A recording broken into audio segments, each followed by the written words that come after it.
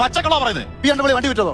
April ഏത് BMW വണ്ടി? എനിക്ക് BMW ബൈക്ക് ഞാൻ വിറ്റത് ഈ തെരഞ്ഞെടുപ്പിന്റെ ഇടയില. അല്ലെന്നേ, അഖിൽമാർ 5 പൈസ ചെലവാക്കിയിട്ടില്ല. നയാ പൈസ തൃക്കാക്കര ചെലവാക്കിയിട്ടില്ല. വേറെ സോഷ്യൽ മീഡിയ ഫണ്ട് വേണമെന്ന് പറഞ്ഞാൽ അതടക്കം 2020 എനിക്ക് 100% പൈസ തന്നിട്ടുണ്ട്. ആഷ്മി, ഞാൻ കാണിക്കാൻ ഒരു തവണ ഡ്രസ് ഇട്ട് തുടങ്ങുമ്പോൾ അവന്റെ ജെട്ടിയുടെ ഫോട്ടോ എടുത്ത് ഇവൻ ഇങ്ങനെ നടക്കുന്നതെന്ന് പറഞ്ഞാൽ എങ്ങനെ ഇരിക്കും? ഞാൻ ബാക്കി ഇടുന്നത് കാണും. എന്റെ ബാക്കി ഡ്രസ് കാണും നിങ്ങൾ. ചട്ടിയ കാണുന്നതിനകത്ത് ചട്ടി കണ്ടതാ ചട്ടിയ കാണുന്നത്. ജെട്ടി കാശ്മീർ ജെട്ടിയെ കാണും. കിടക്കുന്ന സാമ്പത്തിക മക്കളുടെ കാണുന്നേ.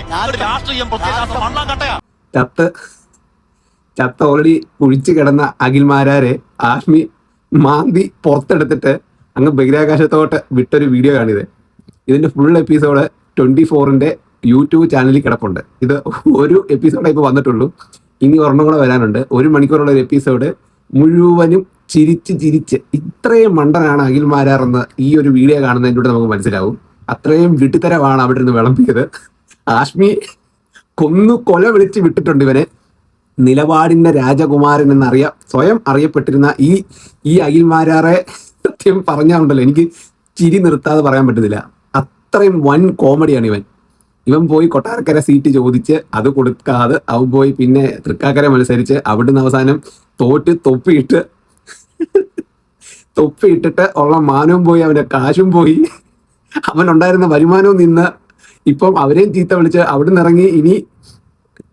ഇനി അവന് സത്യം പറഞ്ഞാൽ നിനക്ക് എന്താടാ, നീ ഒരു കുറച്ച് നാളത്തേനുണ്ടല്ലോ സോഷ്യൽ മീഡിയ ഒക്കെ ഒഴിവാക്കി നിന്റെ ഭാര്യയുടെയും കുട്ടികളുടെയും കൂടെ വീട്ടിലെങ്ങാണ് ഇരിക്കുന്നത്. ഈ സോഷ്യൽ മീഡിയ കുറച്ച് നാൾ ഉപയോഗിക്കാതിരിക്കുന്നതാണ് നിനക്ക് നല്ലത്. കാരണം അമ്മാതിരി വിട്ടിത്തരങ്ങളാണ് നീ ഇപ്പോൾ ഈ ഒരു പ്ലാറ്റ്ഫോമിൽ വന്നിരുന്നു പറഞ്ഞേക്കുന്നത്.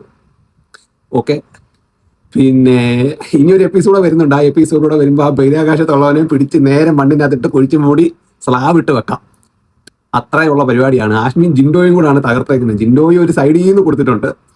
ഓന്റെ നിലപാടൊക്കെ എന്നൊക്കെ പറഞ്ഞാൽ NDAയുടെ അടുത്ത് എനിക്ക് ഒരു മമതയില്ല, പക്ഷെ NDAയുടെ വികസനങ്ങളുടെ അടുത്ത് മമതയുണ്ട്. എടാ, നീ അസല് BJP കാരനാ. നീ അറിയാം, നീ കോൺഗ്രസ് സീറ്റ് ചോദിച്ച് കിട്ടാതെ നീ ആദ്യം ചാടിയത് BJPയിലോട്ട്. നീ അസല് BJP കാരനാ. അത് നീ അംഗീകരിക്കും. നീ ഒരു സംഖ്യ, മനസ്സിലായോ? സംഖ്യ തീട്ടവാ നീ. അത് നീ അംഗീകരിക്കും. അല്ലാതെ നീ ഒരു കാര്യവും എവിടെ പോയി ന്യായീകരിച്ച് തൂറി മെഴുകിയിട്ട് യാതൊരു കാര്യമില്ല. ഒരു ചാൻസ് കിട്ടിയായിരുന്നേ ഇവൻ എണ്ണീറ്റ് അവിടെ നിന്ന് ഓടിയായിരുന്നു. എന്തായാലും ഇതുപോലെ ചിരിച്ചൊരു എപ്പിസോഡ് ഈ അടുത്ത കാലത്തങ്ങും കണ്ടിട്ടില്ല ഗൈസ്. നിങ്ങൾ പോയി കണ്ട 1 മണിക്കൂർ ചിരിച്ചു മറിയാം. അഖിൽമാരാർ വധം എന്ന് വേണമെങ്കിൽ നമുക്ക് ഇതിനെ വിളിക്കാം.